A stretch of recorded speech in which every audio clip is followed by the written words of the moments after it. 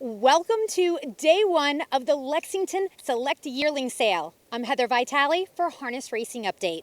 With unseasonably warm temperatures in the 90s, the mercury was high and so was the energy. But before we see some major moments from opening night, we're going to get the 411 on one of the most important people at the sale.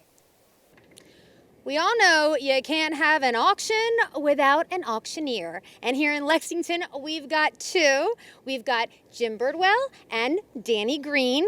So Danny, tell me, what does an auctioneer do? Why don't you give me your job description? Well, it's one, it's motivational. It keeps the pace going. We do have to have knowledge of what we're selling, and familiarity with the breed, with the sellers, and with the buyers, and keep up to pace with them. And then we simply offer them to an open and free market, and we sort of officiate how it all comes down, and we wind up to the last bidder, and we sell the horse to the last bidder and move on to the next one and try to keep the momentum and the pace up. Now, every night, both of you gentlemen, you're going to both be working the floor and, watching the spotters and everything. So how does this work? Who goes first?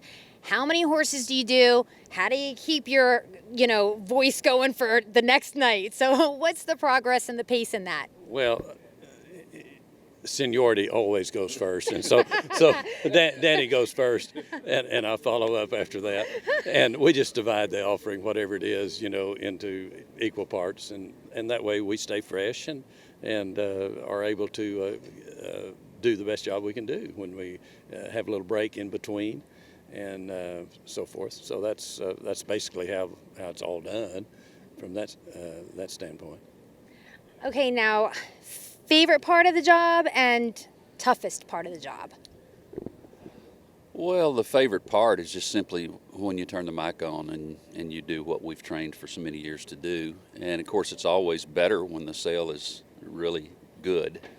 And, of the last few years and months, livestock business is very good and people are buying them and they're excited. Racing is good, a lot of money in it. So that's really the exciting part about it. I don't really think now that there is a downside to it necessarily. I guess if you were having a tough sale, meeting expectations of sellers would get you down a little bit if it wasn't working out, but thankfully, so far it's been going well. All right. So now this is the $1 million question because there's a lot of buzz for this opening night. You may have heard that there could possibly be a $1 million yearling. We're going to see what happens. But the question is when you guys go out there, obviously some horses start a little higher than others. How do you decide where you start? I mean, do you talk to consigners? Do you know the breeding? How's that go?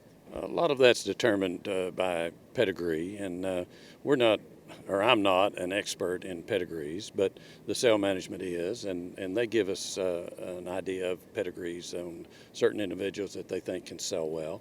And they have a sale order lined up, and they do that by pedigree and quality and consignor, and several different things are in that. And, we hear the same buzz everybody else does, but still it boils down to the fact that somebody has to be there to bid on the horse, and consecutive bids get it to a point that whatever that appraised value is tonight is where we try to get, and everybody, the crowd and the buyers and the bidders are all involved in that appraisal. Wow, big energy, big vibes tonight. Whether there is a $1 million yearling or not, it is going to be a huge night, and you boys are going to be very busy. So good luck.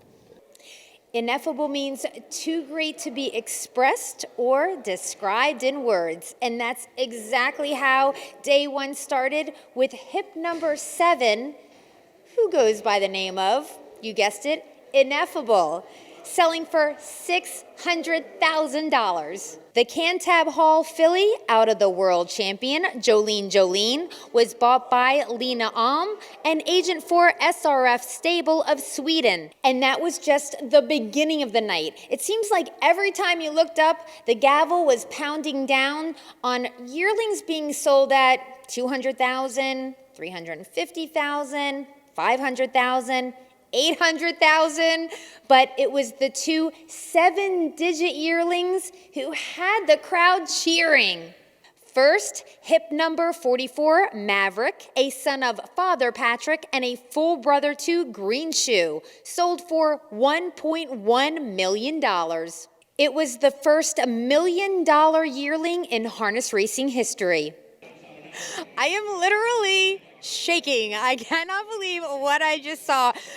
We pretty much predicted it yesterday when we were talking about Maverick, but wow, I'm freaking out. How are you feeling? Awesome, very exciting. It's a lot of hard work to get here from a lot of people, but it's a beautiful colt, and we're so happy for the owners that just bought him. We wish him the best of luck in the world, and it's been awesome. Father Patrick's been a hell of a sire for us to breed to. You know, Cat Slept, they own a major chunk of him, and he just steps up every mare that he breeds. And of course, this guy was special. You seem still pretty calm, cool, and collected. Are you screaming on the inside? Yeah, I want to let out a woohoo, but I'm gonna wait till I got a few more to sell, so I gotta stay focused. But yeah, it was just an absolutely surreal moment to witness it and to walk through the crowd and everybody patting you on the back and saying congratulations, thank you. It's awesome. Where were you when all of this was going on? I followed him from the barn to here, to the sale ring, to the inside, and I just snuck a seat on the inside to watch it from the inside. So I got to watch the bidding, and it was very, very cool. But when you spent so much time with these animals, like we have her on the farm, we bred her, foaled her, weaned her, sent the weanling down to Jimmy Glass at Walco Farms, and then got him back in August. It's so much fun to watch them all through the process, and you can just see the ones like this colt. When he came out of the mare and stood up, it was bingo. It's just home run. It was perfect. So cool, so cool. I'm so glad I got to be here for this history-making moment, and I'm so happy for you. Congratulations. Thank you. Congrats. Congrats to my partners, everybody.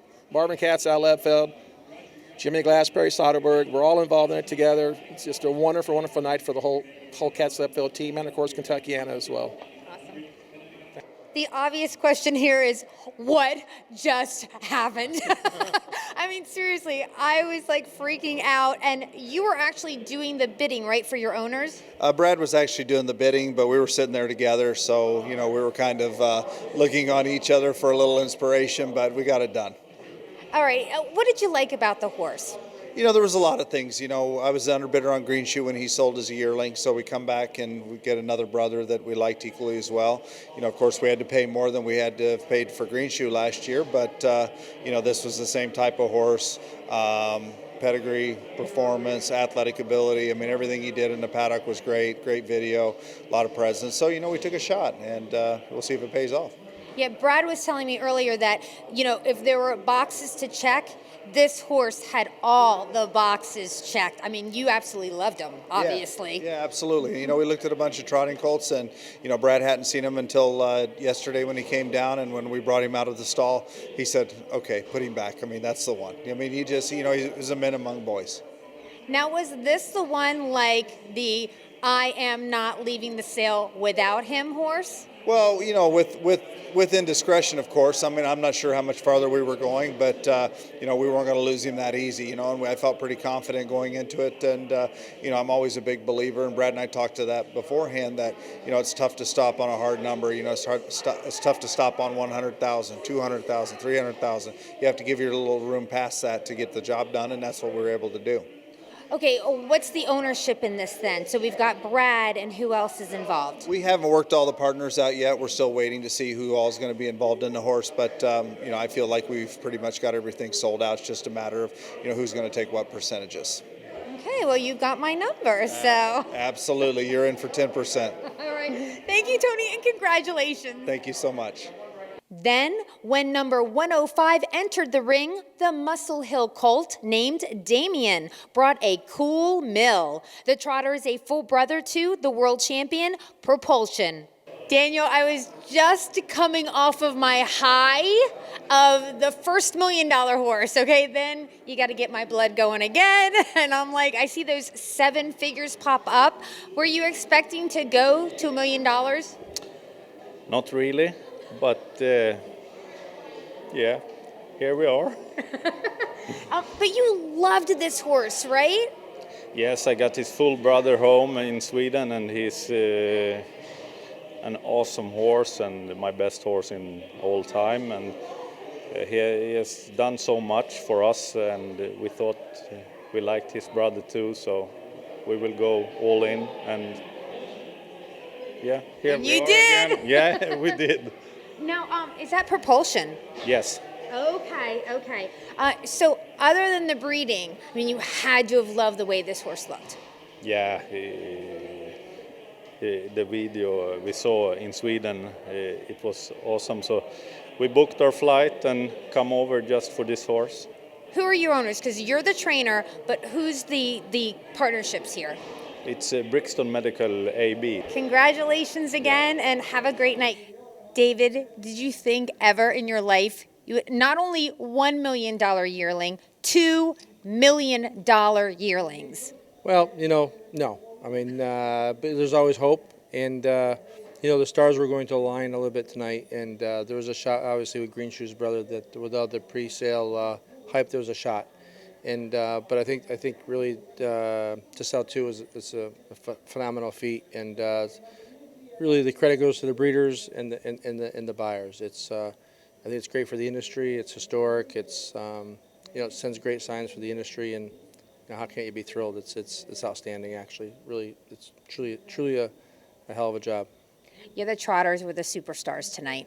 Yeah, I haven't seen the numbers, the breakdown, but obviously, seems like the sales toppers, the $2 million horse, but the Pacer sold for $800,000. The Colt did. So, I had to go back and look at it. But there was really, great strength in the market overall, and we'll break down the numbers. But, I think there was 5 horses that sold for over $500,000 tonight, and I think 68 that sold for over 100. So the average was 154,000, I believe that's what it was, and last year it was about 112. So, just overall from soup to nuts, it was really a nice night, and I was just happy to be part of it, to be honest with you. So. Any other numbers you want to shout out there that are running through your head? No, I think the sale grossed about 18 million, and we sold a handful of more horses tonight, and last year it was 12 million. So, when you sell two for $1 million, it helps, but overall, I think the strength was really good. And like I said, we'll get back and look at the overall numbers. But, when the pacing colts and the pacing fillies, I thought held up very well. And trotters are historically maybe a little more stable. But to see it come back on the pacing side was really encouraging, and we've been saying all along we have a deep catalog, we have a quality catalog, but it's there's a lot of consigners here, there's a lot of breeders here, and they did a hell of a job, and just happy to have them participate at our sale is phenomenal. And Lexington's great, Lexington's historic, and to come here and have this happen again tonight, it's a credit to everybody, but more importantly, it just shows how Lexington is so special in so many people's minds. Day one is in the books, but I'll be back tomorrow with more Lexington Select Yearling Sale awesomeness from day two. Thanks for joining me. I'm Heather Vitale for a Harness Racing Update.